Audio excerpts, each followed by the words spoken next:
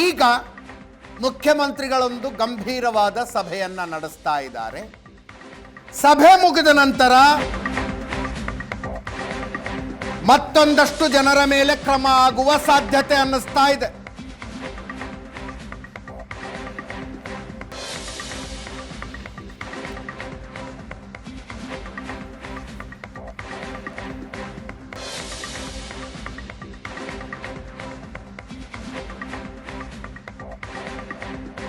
ಆಗ್ತಾ ಇದೆ ಸಭೆ.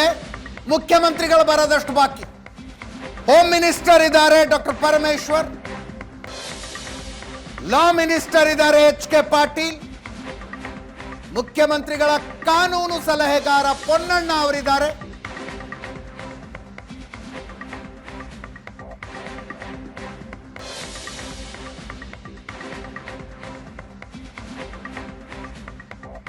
ಕಾರ್ಯದರ್ಶಿಗಳು ಮತ್ತು ಗೃಹ ಇಲಾಖೆಯ ಕಾರ್ಯದರ್ಶಿಗಳಿದ್ದಾರೆ. ಕಾಲ್ತುಳಿತ ಮತ್ತು 11 ಸಾವುಗಳ ಪ್ರಕರಣದ ಬಗ್ಗೆ ಚರ್ಚಿಸುವುದಕ್ಕೆ ಕರೆಯಲಾಗಿರುವ ಸಭೆ.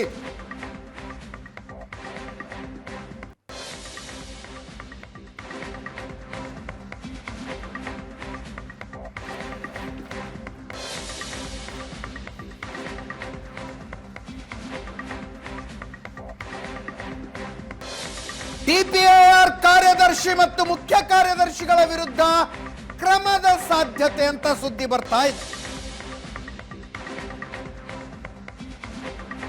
ಮುಖ್ಯ ಕಾರ್ಯದರ್ಶಿ ಶಾಲಿನಿ ರಜನೀಶ್ ಮತ್ತು ಡಿಪಿಐಆರ್ ಸೆಕ್ರೆಟರಿ ಸತ್ಯವತಿ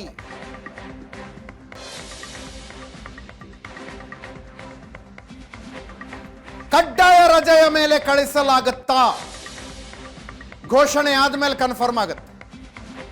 ಘೋಷಣೆ ಆಗಬೇಕಿನ್ನು.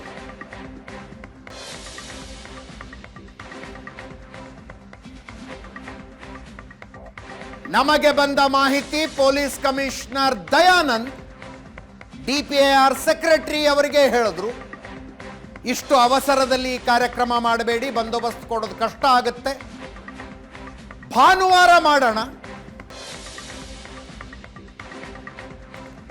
ಬಹಳ ನೀಟಾಗಿ ಬಂದೋಬಸ್ತ್ ಮಾಡಬಹುದು ಅಂತ ದಯಾನಂದ್ ಅವರು ಹೇಳ್ತಾರೆ. ಮಂಗಳವಾರ 3ನೇ ತಾರೀಕು ಮ್ಯಾಚ್ ಆಗುತ್ತೆ, 4ನೇ ತಾರೀಕು ಸೆಲೆಬ್ರೇಷನ್ ನಡೆಯುತ್ತೆ.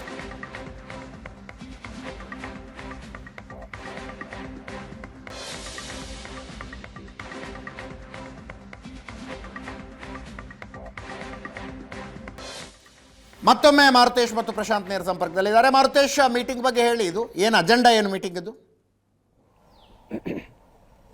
ಮತ್ತು ಸತ್ಯವತಿ ಶಾಲಿನಿ ರಜನೀಶ್ ಅವರ ಪಾತ್ರ ಏನು ಅಂತ ಕಂಡು ಬಂದಿದೆ ಇಲ್ಲಿ ತನಕ?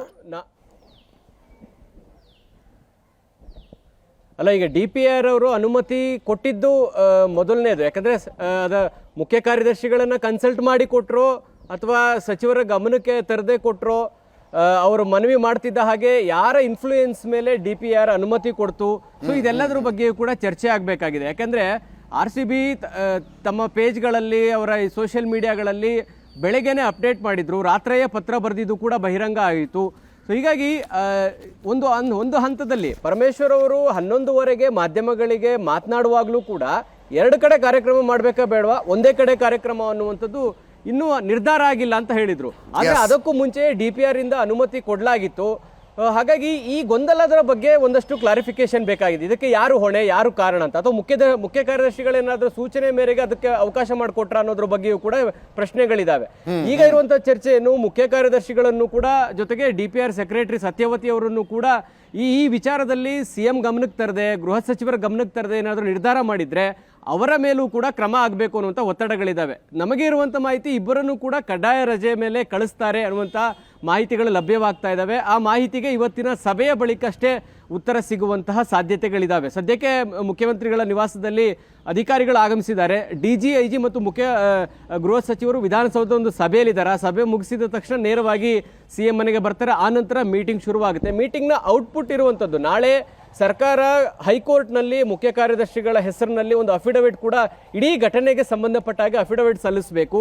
ಅದರ ಬಗ್ಗೆಯೂ ಕೂಡ ಕೂಲಂಕುಷವಾಗಿ ಚರ್ಚೆ ಆಗುತ್ತೆ. ಮತ್ತು ಮುಖ್ಯಮಂತ್ರಿಗಳು ಈ ವಿಚಾರವನ್ನು ಬಹಳ ಗಂಭೀರವಾಗಿ ತೆಗೆದುಕೊಂಡಿದ್ದಾರೆ. ಕಾರಣ, ನನ್ನ ಅವಧಿಯಲ್ಲಿ ಇಂಥದ್ದೊಂದು ದುರ್ಘಟನೆ ನಡೀತು, ಇದು ದೀರ್ಘಕಾಲದಲ್ಲಿ ಇತಿಹಾಸದ ಪುಟದಲ್ಲಿ ಉಳಿಯುವಂತಹ ಒಂದು ಕಪ್ಪು ಚುಕ್ಕೆ ನನ್ನ ಆಡಳಿತದಲ್ಲಿ ಎನ್ನುವಂಥದ್ದು. ಯಾಕೆಂದ್ರೆ ಯಡಿಯೂರಪ್ಪನವರ ಟೈಮಲ್ಲಿ ರೈತರ ಮೇಲೆ ಗೋಲಿಬಾರ್ ಮಾಡಿದ್ರು ಅನ್ನುವಂಥದ್ದು ಇವಾಗಲೂ ಕೂಡ ಚರ್ಚೆ ಮಾಡ್ತಾರೆ.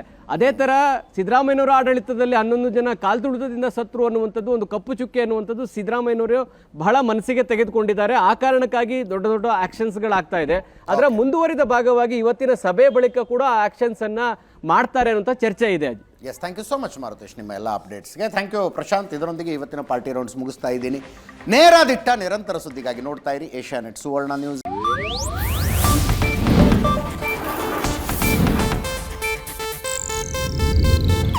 ಇದು ಏಷ್ಯಾನೆಟ್ ನ್ಯೂಸ್ ನೆಟ್ವರ್ಕ್ ಪ್ರಸ್ತುತಿ.